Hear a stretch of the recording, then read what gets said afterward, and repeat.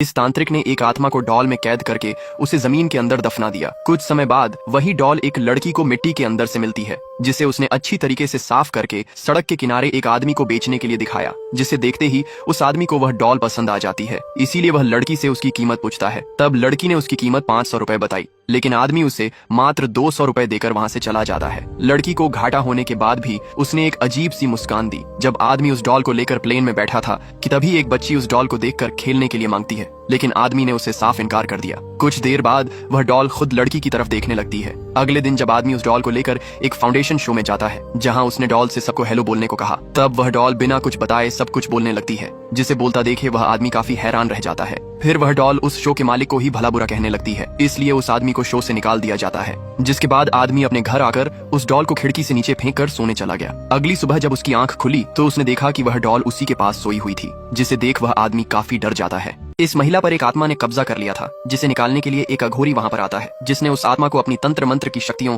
एक गोल घेरे में बैठाया, जिससे वह आत्मा अपने असली रूप में आ जाती है। तब अघोरी उस आत्मा से पूछते हैं, बताओ कौन हो तुम? जिस पर आत्मा ने उन्हें कुछ न बताने से साफ इनकार कर दिया। तब अघोरी अपने त्रिशूल से उसके मस्तिष्क पर तंत्र मंत्र करने लगते हैं, जिसके बाद महिला उन्हें बताती है कि आज से 25 साल पहले मेरे बाबा ने मुझसे एक वादा किया था कि वो लौट कर आएंगे, इसलिए मैंने कई दिनों तक बिना खाए पिए अपने बाबा का इंतजार करती रही और कुछ दिन बाद मेरी मृत्यु हो गई। तब माली अंकल ने मुझे मिट्टी में दफना दिया, जिससे मेरी आत्मा भटकने लगी। जब अघोरी उस आत्मा को निकालने की कोशिश कर रहे थे, तभी उस आत्मा को एक आवाज सुनाई देती है जो उसके बाबा की थी, जिसे सुनकर वो अपने असली रूप में आकर अपने बाबा की ओर तेजी से जाने लगती है। जहाँ जाकर उसने अपने बाबा से पूछा, बाबा आप मुझे छोड़कर कहाँ चले गए थे और मुझसे क्या गलती हो गई थी? तब उसके बाबा ने बताया, बेटा तुमसे कोई गलती नहीं हुई थी, मैंने ही तुम्हारे खाने में जहर मिला दिया था, लेकिन आते वक्त रास्ते में हमारा एक्सीडेंट हो गया, जिसमें तुम्हारी माँ चल बसी और घर आने पर मुझे पता चला कि तुम भी यह दुनिया छोड़ चुकी हो। बेटा मुझे माफ कर दो और तुम इसके शरीर को छोड़ दो। जिसके बाद बच्ची उस महिला के शरीर को छोड़ देती है।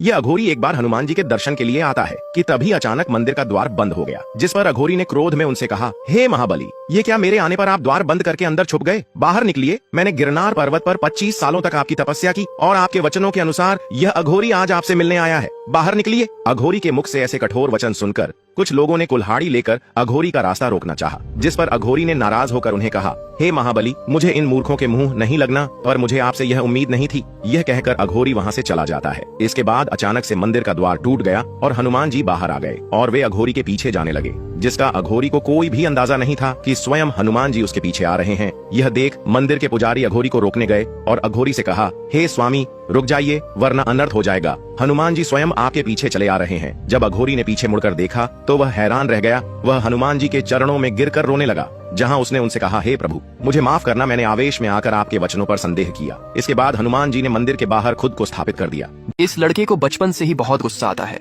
जिससे वह गुस्से में ही कुछ भी कर बैठता था। उसे अपने गुस्से पर काबू रखने के लिए एक दिन उसकी माँ उससे एक वचन लेती है कि वह हफ्ते में सिर्फ एक दिन शनिवार को गुस्सा कर सकता है, बाकी के दिन वह शांत जिंदगी जिएगा, जिस पर लड़के ने भी हामी भरी। वहीं लड़के का बेवड़ा मामा हर दिन अपनी पत्नी को बेवजह मारता था, जिससे परेशान होकर लड़के की माँ ने अपने भाई को जेल भेजवा दिया और माँ बेटी को किसी दूसरे शहर में शिफ्ट कर दिया। कुछ दिनों बाद लड़के की माँ की अचानक तबीयत खराब हो जाने की वजह से मृत्यु हो जाती है, जहाँ लड़के का बेवड़ा मामा आकर उसकी माँ को बुरा भला कहने लगा। इतना ही नहीं, आखिर में उसने अपनी चप्पल निकालकर उसके माँ के मुंह पर मार दी, जिससे लड़के का खून खौल उठा और उस दिन शनिवार भी था, इसीलिए लड़के ने एक बोटा उठाया और उससे अपने मामा की खोपड़ी खोल दी। लड़का हफ्ते के 6 दिन अपनी डायरी में उनके नाम लिखता कि किस किस ने उसे परेशान किया है, जिसके बाद वह शनिवार को उनके पास जाकर उन पर अपना सारा गुस्सा निकाल देता था।